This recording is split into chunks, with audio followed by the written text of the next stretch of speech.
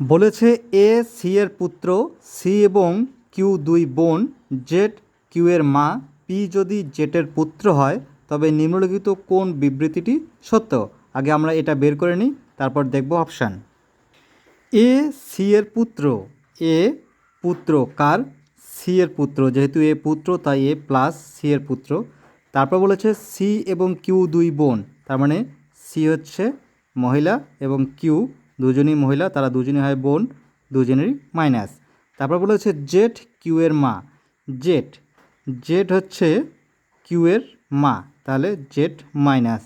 তারপর বলেছে পি যদি জেটের পুত্র হয়, পি পি যদি জেটের পুত্র, তার মানে এরা যদি দুজনই বোন হয়, তার মানে জেটের তিনজনই সন্তান, সি কিউ এবং পি। তারপর বলেছে তবে নিম্নলিখিত কোন বিবৃতিটি সত্য।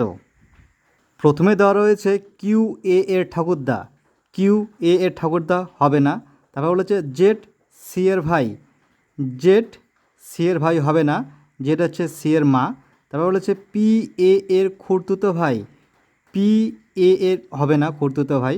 তারপর বলেছে পি এ এর মামা, পি হচ্ছে মামা, হ্যাঁ এটা সঠিক, কারণ পি এর বোনের ছেলে হচ্ছে এ, তাহলে অপশান ডি হবে উত্তর, পি এ এর মামা, পি এ এর মামা।